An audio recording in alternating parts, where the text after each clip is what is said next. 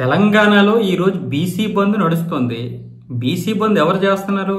కాంగ్రెస్ వాళ్ళు చేస్తున్నారు, బీజేపీ వాళ్ళు చేస్తున్నారు, బీఆర్ఎస్ వాళ్ళు చేస్తున్నారు, మిగతా పార్టీలు చేస్తున్నాయి, చిన్న చిన్న పార్టీలు అందరూ కలిసి చేస్తున్నారు. అసలు ఎవరి కోసం చేస్తున్నారు? బీసీల కోసం చేస్తున్నారు. ఎవరి మీద చేస్తున్నారు? ఇది ఇప్పుడు కాంగ్రెస్ చేస్తే మరి బీజేపీ మీద, మరి బీజేపీ వాళ్ళు చేస్తున్నారు, కొన్ని బీఆర్ఎస్ మీద వాళ్ళు చేస్తున్నారు. ఎక్కడైనా రిజర్వేషన్లు ప్రభుత్వాలని డిమాండ్ చేస్తూ చేస్తాయి, కానీ ఇక్కడేంటో ప్రభుత్వాలతో సహా అందరూ బీసీ రిజర్వేషన్ కోసం బంద్ చేస్తున్నారు. ఇక్కడ బీసీలే ఎర్రిపప్పులు, అంటే బీసీల ఓట్లు అందరికీ కావాలి. కోర్టుల్లో ఒక నాటకం ఆడింది కాంగ్రెస్. హైకోర్టు దీన్ని స్టే ఇచ్చింది. 42% రిజర్వేషన్ కి స్టే ఇచ్చినటువంటి హైకోర్టుని సవాల్ చేసి సుప్రీంకోర్టులో పిటిషన్ దాఖలు చేసింది కాంగ్రెస్ ప్రభుత్వం. మరి అక్కడ సుప్రీంకోర్టు ఏం చేసిందంటే పాత రిజర్వేషన్ల ప్రకారమే వెళ్ళాలి ఎన్నికలకి, ఈ కొత్త రిజర్వేషన్లు ఆపండి అని చెప్పారు. అయితే తొందరగా తీర్పు వచ్చేసినట్లుంది. వెంటనే స్థానిక ఎన్నికల కోసం కూడా మీరు డేట్ ఫిక్స్ చేయండి అని ఇప్పుడు హైకోర్టు ఏమొచ్చేసి ఆదేశాలు జారీ చేసింది ఈసీకును కాంగ్రెస్ ప్రభుత్వానికి తెలంగాణలో.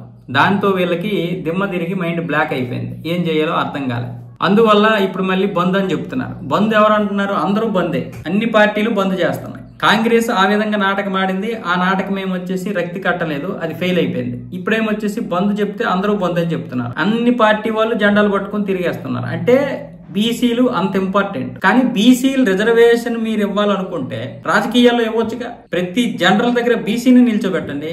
నిజంగా మీకు అంత ఇది ఉంటే ఇప్పుడు ఎస్సీలకి ఎస్సీలు నిల్చోబెట్టండి, ఎస్టీలకి ఎస్టీలు నిల్చోబెట్టండి. కానీ జనరల్ ఉంటాయి కదా, జనరల్ స్థానాలన్నింటిలో కూడా బీసీలు నిల్చోబెట్టండి. మరి మీకు నిజంగా చిత్తశుద్ధి ఉంటే. ఇదంతా ఒక రాజకీయ దురుద్దేశం. బీసీల మీద ఇక్కడ ఎవ్వడికి ప్రేమ లేదు, కానీ 60% ఉన్నటువంటి బీసీలు మాత్రం అందరూ వాడుకుంటారు. అలాగే ఇంకా కుల రాజకీయాలతోటే మనం ఈ రాజకీయాలు నడుపుతున్నాం.